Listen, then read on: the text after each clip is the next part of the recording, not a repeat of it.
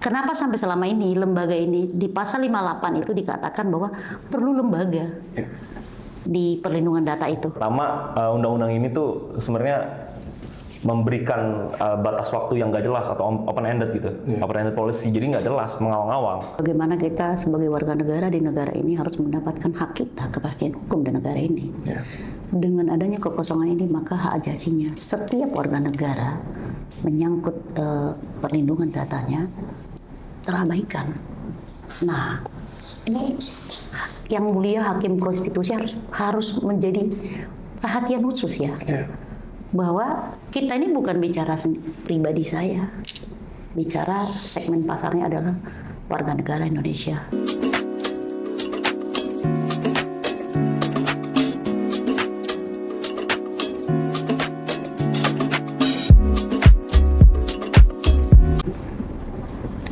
Shalom untuk Civitas GMKI Setanah Air, kita kembali lagi di Asa Podcast.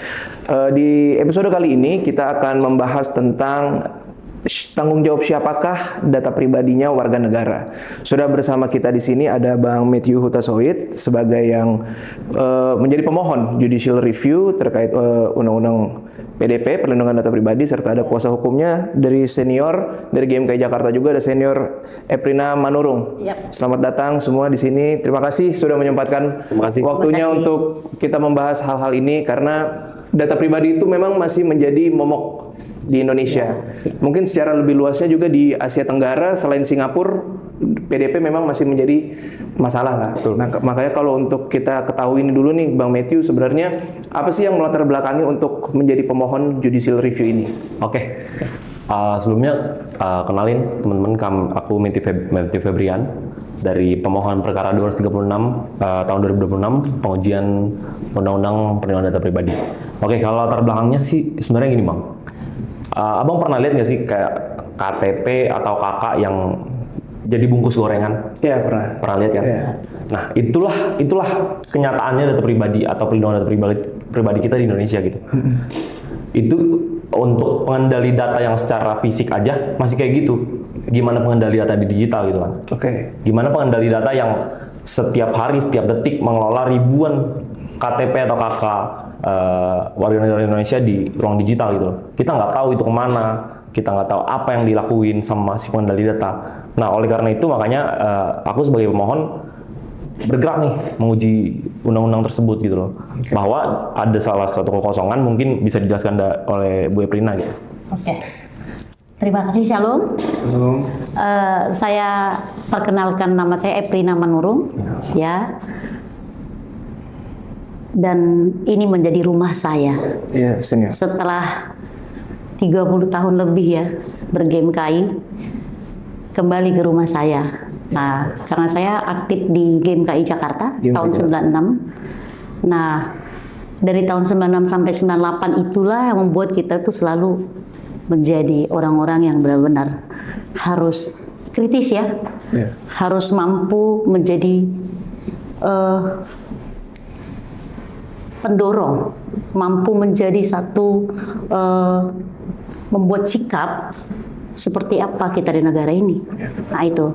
Jadi tadi pemohon sampaikan adik kita Matthew, bagaimana dia bicara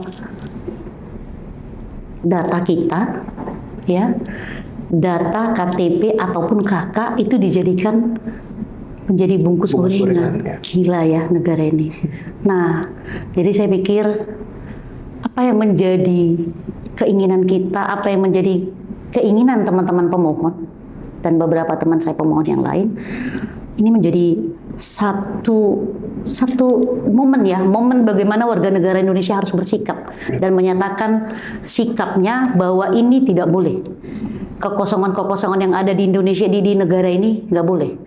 Termasuk lembaga perlindungan data pribadi, yaitu di Undang-Undang Nomor 22 tahun 2007 tahun 2022. Nah, keinginan adik kita yang tadi dikatakan data-data yang tersebar, yang diperjualbelikan, itu di mana? Kepastian hukumnya apa? Itu yang kita perjuangkan di GR di MK saat ini. Jadi dari beberapa sidang yang kita ikutin sampai di 2 minggu lalu keterangan dari DPR bahwa memang DPR mengakui sejak diundangkannya di tahun 2002 sampai hari ini lembaga itu belum terbentuk. Berarti terjadi kekosongan hukum. Itu sebenarnya intinya. Maka di kekosongan hukum itu kita akan maju. Apa sih kenapa sampai selama ini lembaga ini di pasal 58 itu dikatakan bahwa perlu lembaga di perlindungan data itu. Itu saya kira yang menjadi keinginan kita. Berarti senior di pasal 58 Undang-Undang PDP ya? Ya, berarti kan itu amanat undang-undang. Dan 4 tahun pasca disahkannya berarti masih belum ada lembaga bentukan itu. Sama sekali.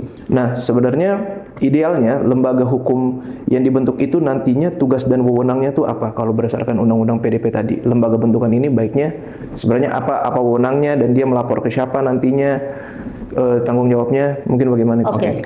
Jadi mungkin saya dulu ya. Di pasal 65 ya. 65 itu sampai 80 itu bicara tentang lembaga. Lembaga itu termasuk fungsinya, tanggung jawabnya, dan kewenangannya. Di situ jelas. Maka diharapkan lembaga ini, lembaga perlindungan data pribadi ini adalah merupakan lembaga yang kredibel, di mana presiden harus membentuk peraturan presidennya dan dia harus meresmikan ini. Dan semua nanti lembaga yang dibentuk akan terkoneksi langsung dan presiden yang akan meresmikannya. Jadi sangat saya pikir sangat kuat ya. Dan nggak boleh diintervensi misalnya kementerian manapun untuk lembaga nanti. Itu saya kira.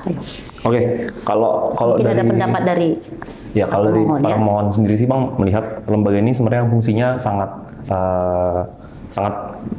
strategis gitu. Karena pertama tadi pengelolaan data, kedua fungsi pengawasannya juga kan, ada fungsi pengawasan terhadap kepatuhan semua pengendali data gitu kan terhadap undang-undang PDP ini. Jadi kalau kami melihat kekosongan lembaga ini itu sebenarnya sebuah hal yang urgent gitu. Apalagi selama ini hanya dilakukan fungsi-fungsi tadi yang 65 sampai 80 tadi hanya dilakukan oleh Komdigi gitu kan. Kita nggak ngelihat nih transparansinya gimana, program kerjanya apa, terus apa yang sudah dilakukan terhadap tindakan kebocoran data yang belakangan kemarin terjadi gitu kan. Nggak jelas gitu loh. Makanya kita butuh satu lembaga ini. Seperti kalau Abang lihat lembaga ini tuh setara seperti OJK, KPK dan lain-lain. Jadi kan itu kan sangat berguna gitu, sangat strategis itu fungsi lembaga ini. Mungkin gitu sih, Bang. Oke, berarti kalau gitu sejauh ini proses GR-nya itu udah sampai mana tuh? Oke, kalau untuk proses GR-nya sendiri kemarin 2 minggu lalu kami sudah mendengar keterangan saksi dan ahli. Oke. Saksi yang kami datangkan tuh ada 2 mahasiswa lah. Satunya datanya bocor dari KPU atau data pemilih tetap. Satunya lagi saksi kami bocor dari kampusnya sendiri gitu loh. Kampusnya sendiri. Nah, itu jadi kan udah lucu gitu. Sangat lucu tuh, Dek. Kenapa kampus yang begitu besar ternyata big datanya nggak ada jaminannya bahwa itu nyaman dan aman. Nah itu tadi miris ya, artinya miris sekali. Bukan hanya kampus, perbankan sekalipun tidak berani menjamin mengenai keakuratan, keamanan data kita. Itu sih yang saya mau tekankan, Dek. Karena kalau misalnya kita melihat perlindungan data pribadi ini ya, memang tadi ada 2 saksi ya, berarti yang satu dari kampusnya ya, terutama yang membocorkan. Maksudnya kan kita juga selama kuliah kita memberikan ada NIK, itu kan hal-hal yang penting banget ya.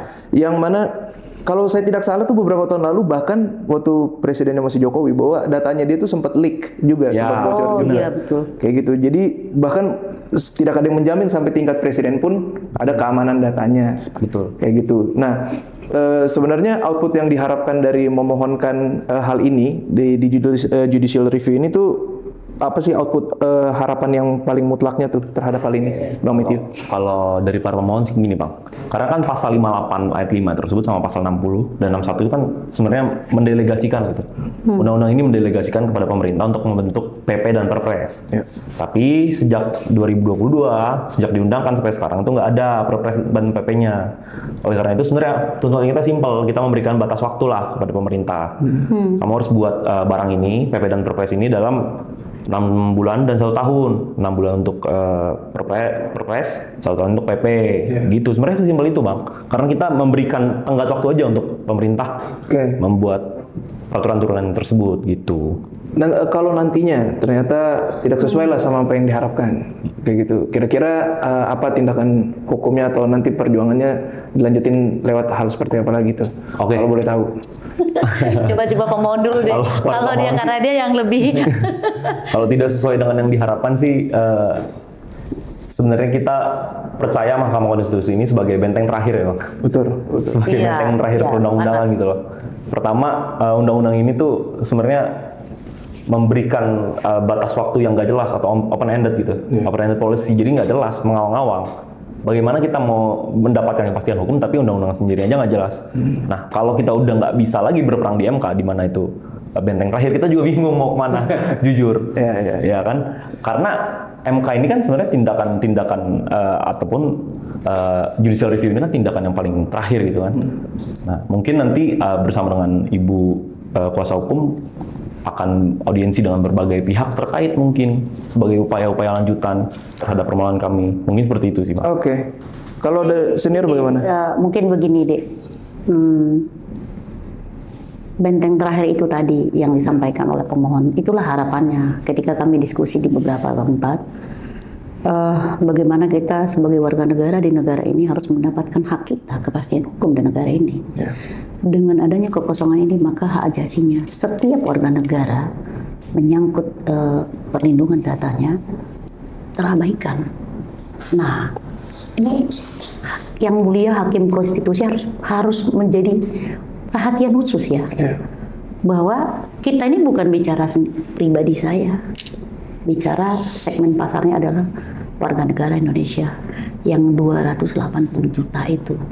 Itu yang harus kita pikirkan sama-sama. Ini murni pergerakan untuk Indonesia Raya, bukan hanya pribadi pemohon dan kuasa hukum. Betul. Maka sudah saatnya DPR ataupun Presiden harus mengambil sikap ya. Kita hanya minta lembaganya dibentuk untuk menjamin kepastian hukum dan hak asasi manusia setiap warga negara di negara ini. Itu saja. Itu sih, itu. Tapi senior mungkin kalau boleh tahu sejauh ini sebenarnya kan tentu walaupun ada pemohon ada kuasa hukum ya. Ini kan juga udah menjadi hal yang cukup menjadi perhatian lah bahwa ada yang memohonkan judicial review ini kayak gitu. Respon dari beberapa stakeholder melihat perjuangan inilah, effort ini, karena kan dengan banyaknya tadi disebut warga negara Indonesia, kesadaran akan data privacy itu sedikit, gitu. Jadi untuk berani mengambil tindakan untuk mengajukan judicial review itu kan one of a kind banget. Nah, sebenarnya ada nggak respon-respon dari stakeholders itu yang mendukung atau bahkan yang masih cukup apatis lah terhadap urgensinya data privacy ini? Mungkin gimana? Oke, jadi mungkin saya dulu ya, sangat luar biasa deh. Ternyata ini menjadi eye-catching, perhatian banyak orang. Betul. Ya, lembaga itu pun lembaga yang sampai hari ini kami terima baik by WA ya ataupun IG atau apapun itu medsos kami sangat supporting kami. Termasuk DPR sendiri juga mendukung dan mereka mensupport langkah kami ini karena mereka saya kira memang mengakui bahwa kekosongan itu ada. Nah, lembaga-lembaga itu pun sudah sampai hari ini sudah banyak juga yang memberikan, termasuk juga mungkin anak muda ya. Anak muda yang lebih mungkin teman-teman milenialnya pemohon kali mereka coba mungkin Matthew kali bisa sampaikan. Kalau kita lihat dari respons publik sendiri ya Bang, di luar stakeholder yang terkait, publik ini responsnya cukup bagus gitu loh. Dimana pertama yang keterangan saksi kita kebetulan pada sidang 2 minggu lalu itu mendapat views yang lumayan gede gitu kan, mendapat kurang lebih 400.000 views loh. Jadi kan artinya kan orang nih udah mulai sadar gitu loh kalau data pribadinya tuh kenapa-napa. Apalagi di mahasiswa Bang. Setiap tahun Bang, kampus dari Saksi ini menerima 4.000 orang mahasiswa setiap tahun. Oke. Artinya kalau ada 4 angkatan aja di kampus tersebut 20.000 Iya, orang. 20.000 orang. 20.000 orang datanya Tidak aman ya? tidak aman gitu. Dan dengan tidak adanya lembaga ini kita nggak bisa meminta pertanggungjawaban kepada kampus, kita nggak bisa membuat laporan dan sebagai macamnya gitu, mengecek kepatuhannya gimana. Jadi saya rasa sih jadi cukup menjadi perhatian sih Bang kita permohonan ini. Sebenarnya kalau kita boleh tahu kan pasti Civitas GMK Tanah Air atau penonton yang lain ya di luar GMK itu kan pasti ada yang awam lah terhadap hal-hal seperti ini. Nah, sebelum adanya lembaga ini kan belum ada nih sekarang nih. Nah, kalau misalnya kita ambil case yang tadi, ada data yang bocor dan dari pihak kampus misalnya. Nah, kalau misalnya ada itu, kalau kita mau menggugat itu sebenarnya proses hukumnya jadinya bagaimana selama lembaga ini belum dibentuk? Oke. Mungkin kalau boleh tahu. Mungkin coba Matthew. Oke, kalau selama ini sebelum ada pembentukan lembaga ini, misalkan ada suatu data dihack nih Bang, misalkan ya. Ya karena kebetulan background aku hukum juga. Yeah. Kalau ada suatu data dari pengendali data dihack, pengendali data itu wajib memberitahukan si subjek datanya 3x24 jam. Itu Undang-Undang PDP mengatur. Nah, untuk mekanisme pertanggungjawabannya itu dibahas di lain hal. Artinya, misalnya hacker ini mau dipidanakan atau gimana, ya itu masuk ke unsur-unsur pidananya lah. Itu beda bab lagi. Nah, sementara kalau dari UU PDP dan adanya lembaga ini, jadi misalkan ada pengendali data yang datanya kebocoran, itu kan ada memberikan notifikasi gitu kan, 3x24 jam, dan bisa dimintai pertanggungjawaban atau hak gugat, itu pasal 12. Jadi si subjek data kita, semua yang ada di ruangan ini, bisa mengajukan gugatan terhadap pengendali data gitu. Kalau data kita bocor. Nah, gugatan dikirim ke siapa? Melalui lembaga ini tadi, lembaga PDP. Seperti itu mungkin. Tapi belum ada kan? Tapi sampai sekarang belum ada. Jadi mekanisme hukumnya masih belum Belum, jelas. masih Komdigi ya sampai masih Komdigi juga. Komdigi nggak mungkin tiba-tiba memberikan jadi ini dong. Misalnya Komdigi memberikan putusan bahwa pengendali data ini nggak berwenang ataupun gimana atau bersalah, nggak mungkin seperti itu kan, nggak ada wewenangnya. Oh iya betul. Iya kan? Berarti nggak ada yang bertanggung jawab. Maksudnya kalau misalnya saya punya, misalnya sebutlah GMKI ini kampus misalnya kita umpamakan seperti itu. Data saya bocor lah, kayak gitu. Jadi yang harus bertanggung jawab itu GMKI kah atau Komdigi kah atau kita harus kemana itu? Jadinya selama lembaga ini belum ada kan, jadi kita harus ngapain ya? Sebenarnya dasarnya adalah kalau data kita bocor itu yang harus bertanggung jawab adalah pengendali data. Di mana ini GMKI. Tapi lembaga ini itu sebagai penengahnya Bang. Pengendali datanya sebagai penengah? Lembaganya. Oh, lembaganya sebagai penengah antara subjek dan pengendali data supaya undang-undang PDP ini kan diterapkannya maksimal gitu. Iya, betul. Penengahnya ini bentuknya seperti apa? Mengecek kepatuhan si pengendali data. Dalam hal ini kan GMKI ini. Kamu mengelola datanya seperti apa? Pengelolaannya seperti apa? Kalau kamu informasi ke publik, datanya disebarnya seperti apa? Nah, kurang lebih lah seperti itulah. Dan kalau ada kebocoran, lembaga inilah yang menjadi penengah gitu. Seperti itu kurang lebih. Wah, itu jadi artinya memang lembaga ini benar-benar dibutuhkan. Iya, betul. Itu benar-benar dan penting. itu paling krusial. Artinya nggak bisa ditunda-tunda, harus secepatnya. Karena nanti akan banyak korban. Kasihan kan? Banyak sekali nanti korbannya. Jadi saya kira kita harus melek ya. Kita harus katakanlah kementerian misalnya, atau apapun yang berhubungan dengan ini, ataupun presiden sekalipun, secepatnya. Ini aspirasi masyarakat. Betul. Ini kepentingan orang banyak masyarakat Indonesia. Jangan pula data kita nanti dijual sampai ke luar negeri, bahaya kan? Betul. Nah itu, jadi artinya saya kira udah cukup. Saya kira langkah kami cukup. Betul, sangat-sangat signifikan lah. Iya. Mewakili negara yang sangat mewakili. Ya itu sih saya pikir. Kalau undang-undangnya sendiri nih, undang-undang PDP-nya sendiri sebenarnya mengatur gak sih variabel-variabel atau faktor-faktor pengendali data itu nantinya punya beberapa hal untuk diklasifikasikan dia layak menjadi pengendali data. Contoh begini, kalau misalnya di tiap perusahaan itu kan ada audit ISO namanya. Nah ISO kalau nggak salah 200071 itu tentang data management system. Jadi ada tuh dia comply gak terhadap hal-hal seperti ini kan untuk diaudit. Nah undang-undang PDP sendiri itu dia bikin nggak klasifikasi seperti itu tuh untuk bisa jadi pengendali data kampus taruh. Berarti kampus tuh harus punya sistem seperti ini, harus punya alat-alat ini dan sebagainya macamnya. Ada nggak kalau di PDP itu? Sebenarnya kalau aku lihat sih Bang, aku lihat secara keseluruhan, undang-undang ini sebenarnya nggak mengatur hal-hal seperti itu. Cuman itu nanti berkaitan dengan lembaga ini tadi. Karena kan akan dibentuk peraturan turunan, PP, Perpres dan segala macamnya. Nah, kami harapkan juga lembaga ini mengaturlah hal-hal teknisnya seperti apa. Kan sejak sampai saat ini kan nggak ada gitu loh aturan teknisnya gimana. Nggak mungkin juga undang-undang mengatur kalau ada sistemnya harus seperti ini, spesifikasinya kan repot juga karena setiap tahun kan pasti ada perkembangan sistem kan. Nah, kami harap lembaga ini tuh mengatur detail-detail seperti itu, detail-detail kecil seperti itu supaya comply ke undang-undang tersebut. Kami harap seperti itu.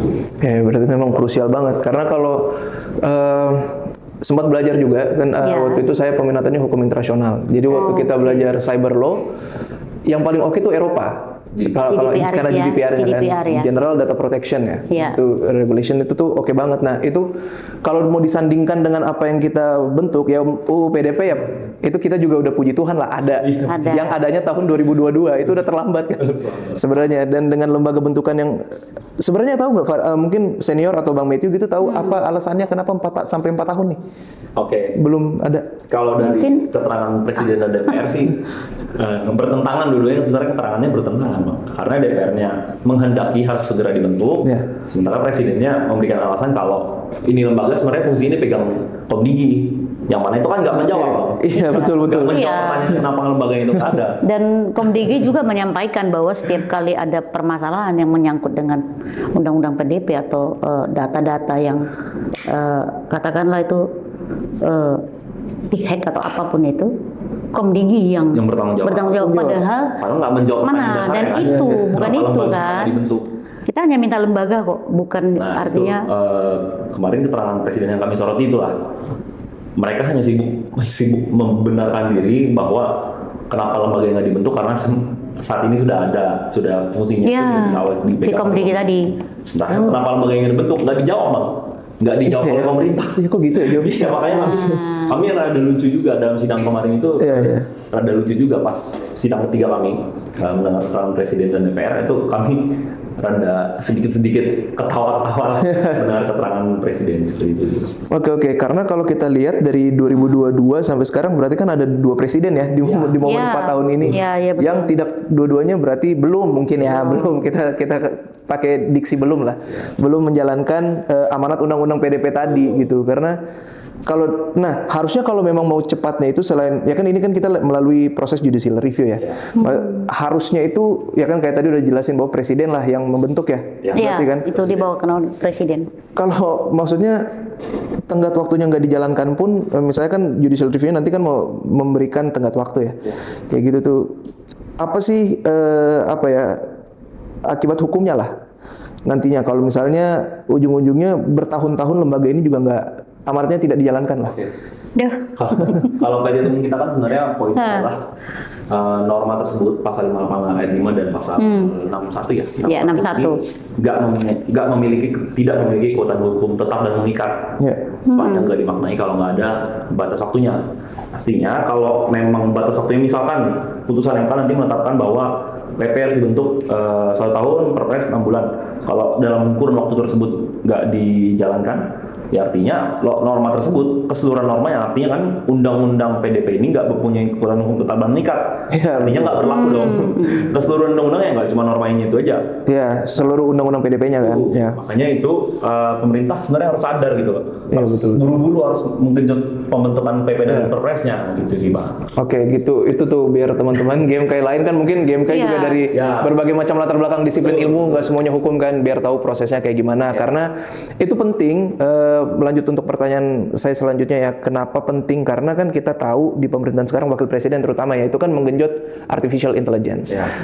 Artificial intelligence bagian dari teknologi berdekatan, berdampingan, selalu bersentuhan dengan data privacy. Jadi kalau misalnya dari pucuk pimpinannya aja nggak punya kepekaan, ya, jadi kan itu yang membuat susah nantinya di saat kita mau menggenjot 5.0 katanya atau teknologi lainnya. Nah kalau senior sendiri sebenarnya harapannya untuk stakeholder nih, pemerintahan kayak atau semua dalam proses judicial review ini yang benar-benar mewakili, harusnya mewakili ya. Kalau ada yang kontra saya masih bingung tuh.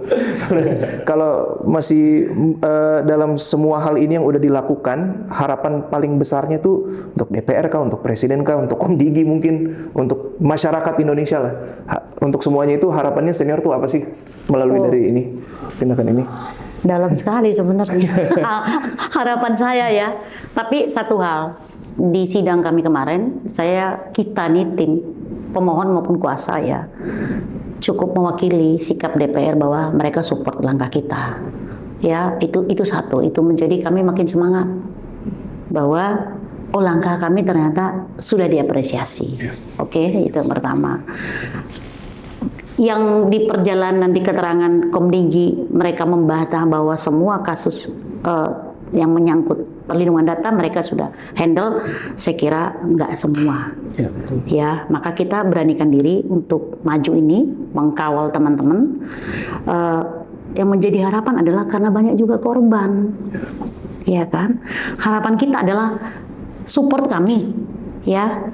Kementerian manapun ini bukan hanya cuman persoalan 3 orang warga negara, ya, termasuk di dalam dia sendiri pun kita masuk di dalam ini, ya, haknya dia, hak konstitusionalmu yang kita perjuangkan.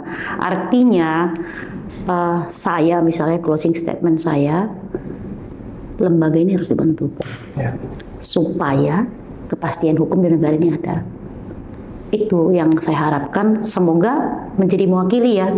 Semoga dengan edukasi ini, ibu-ibu yang lain juga, oh iya, buat ibu-ibu yang lain seperti saya misalnya yang nggak tahu ya selama ini apa sih, kenapa sih banyak, katakan nggak usah jauh-jauh pinjol atau apapun itu sangat meresahkan loh, meresahkan sekali. Jadi artinya saya hanya bicara dari aspek ibu-ibu misalnya, ini loh langkah kami bahwa meresahkan. Dan banyak, bukan hanya mahasiswa, ibu-ibu yang lain juga banyak di luar sana. Itu yang mau saya katakan. Maka pemerintah harus hadir, presiden terutama, karena ini kewenangan presiden. Itu yang saya harapkan sebagai, katakanlah, ibu-ibu ya, itu sih masyarakat umum. Itu. Kalau Bang Matthew sendiri mungkin harapannya nih sama untuk spreading awareness lah, karena menyebarkan kepekaan terhadap data privacy masih, kalau saya pribadi melihatnya itu hal yang minor lah di Indonesia. Belum penting banget data privacy karena mereka tidak merasakan dampaknya langsung. Seperti itu. Soalnya kalau saya lihat sekarang tuh lagi marak banget, kalau saya lihat tuh story-story WA teman-teman saya, story-story Instagram teman saya bahwa WA-nya tuh kena review. Ya kan? Karena lagi ada jailbreaking karena iOS-nya nggak update lah, kayak gitu-gitu loh. Apapun istilahnya secara IT lah, saya kurang ngerti. Nah itu kan sebenarnya kepekaan itu belum ada nih di anak-anak muda. Tadi mungkin kalau dari senior mewakili yang ibu-ibu, mungkin yang lebih tua. Kalau dari Bang Matthew sendiri nih, dengan perjuangan ini semua, boleh mungkin spreading harapan dan spreading awareness-nya nih buat anak-anak muda. Oke, kalau tadi harapan kuasa hukum kami adalah pembentukan lembaga. Kalau aku sih sebenarnya simpel Bang, kepada masyarakat. Kita harus aware gitu terhadap penggunaan data kita. Yang pertama, kita harus baca semua terms and conditions dalam semua, misalnya dalam satu platform lah atau e-commerce. Kita baca dulu, jangan asal di checklist aja. Kan biasanya kita asal aja kan. Betul. Checklist supaya cepat. Kita baca dari atas sampai bawah apa aja, dia berhak ngapain aja, pengendali datanya. Dalam hal ini pengendali datanya ini ya. E-commerce ini kan mengendali data kita. Data kita, alamat, nama, nik, KTP, itu kan digunakan oleh mereka untuk nge-train si platform mereka kan. Artinya kita harus menyetujui lah, harus baca dengan jelas apa aja ketentuan di terms and conditions tersebut. Nah selanjutnya kalau untuk masyarakat umum, secara umum, jangan asal-asal ngasih data kita ke orang lain. Exactly. Ya kan. Kebanyakan sih yang sering kita lihat kan, misalnya foto tiket pesawat di story, ya kan. Itu walaupun itu rada norak dan betul. Tapi kan itu sebagai satu bentuk kesadaran pribadi gitu loh, sebagai bentuk pencegahan data kita tuh dikasih ke orang lain atau gitu. Betul. Apalagi sekarang banyak tuh yang ada banyak isu kalau nama ibu kandung, Yap. itu Iya. penting banget kan, nama ibu kandung kalau untuk proses verifikasi di perbankan itu penting banget. Nah itu jangan sampai orang lain tahu. Ini seperti itu aja. Dan penyebaran misalnya KTP jangan asal di share forward ke WhatsApp gitu, asal aja gitu kan. Betul. KTP. Kita harus sadar juga kalau ini sebenarnya dia mampu nggak sih mengendalikan data kita. Misalnya kita share ke teman kita, sebenarnya dia mampu nggak sih mengendalikan data kita, atau kita harus bertanggung jawab atas data kita sendiri. Mungkin seperti itu. Oke, mungkin yang terakhir nih, kalau saya mau bertanya ke keduanya, nanti Bang Matthew dulu, baru ke senior Iya. untuk penutup. Kita dari tadi bicara lewat point of view kita sebagai pemilik data, gitu. Kayak seperti tadi bahwa ya kita harus hati-hati, kayak tiket, yang persoalan tiket pesawat kalau nggak salah tuh pernah ada penumpang yang dia tuh story tiketnya, habis itu jadinya nggak bisa check in karena barcode-nya itu kedetek kan, ya kan, diambil orang lain. Itu kan kesadaran kita lah sebagai pemilik data. Nah, selama lembaga ini belum terbentuk, mau nggak mau kita harus memberikan himbauan kepada para pengendali data. Kenapa? Karena suka tidak suka kayak kita harus daftar kuliah, ya kita harus memberikan data. Kita mau bikin rekening bank, kita harus berikan data kita. Maka kalau tadi sudah lewat harapan point of view sebagai pemilik data, boleh mungkin Bang Matthew harapannya kepada para pengendali data nih untuk lebih profesional kah atau gimana? Oke. Kalau untuk pengendali data sih simpel aja sih Bang, sebenarnya. Ingat kalau Anda tuh atau pengendali data tuh platform Anda atau perusahaan Anda tuh bertanggung jawab gitu atas data-data klien Anda, karyawan Anda atau apapun itu. Kalian bertanggung jawab kalau itu bocor, one day itu bocor, kalian yang akan bertanggung jawab gitu. Kalau mereka akan menggugat, mungkin seperti itu. Dan misalkan si pengendali data ini nggak mematuhi undang-undang PDP, ada sanksi administratif dan sebagainya macamnya gitu loh, yang menunggu di akhir nanti. Mungkin seperti itu aja sih Bang. Oke, mungkin boleh dikasih tahu sanksi administratifnya tuh apa aja sih biar pada ini nih, Ya, biar pada ini menjadi aware-nya. sosialisasi Betul. toh, sama edukasi. Ya mungkin kalau Sampaikan. sanksi administratifnya nanti silakan dibaca di buku PDP. Betul, membaca Anda ya teman-teman GMKI, jangan malas membaca. Kalau dijelasin semua di sini nanti. Semua, ya betul, biar ada literasinya Anda juga naik ya, betul. Jadi Kalau senior bagaimana kalau saya senior? begini, tadi kan Matthew udah sampaikan, itu mewakili sekali. Artinya mau saya katakan, kau jangan jual data kami. Itu saja, stop jual data kami. Itu closing saya. Terus maka kami juga tidak akan berhenti menjadi memberikan sosialisasi dan edukasi tentang data-data pribadi kita. Itu saya kira. Oke, kalau gitu senior Eprino Manurung dan Bang Matthew, terima kasih atas waktunya di Asa Podcast, udah bantu menyebarkan kepekaan untuk data privacy. Teman-teman Sivitas GMKI Setanah Air, bantu terus, kita tetap kawal, kita tetap dukung. Judicial review di MK-nya masih berjalan ya? Masih berjalan. Kita terus dukung, kita terus pantau, dan kita harus kawal sama-sama karena ini sangat penting dan mewakili kepentingan kita semua. Kalau gitu, ini kita akhiri. Akhir kata, tinggi iman, tinggi ilmu, tinggi pengabdian, ut omnes unum sin. Terima kasih semua. Shalom. Salam.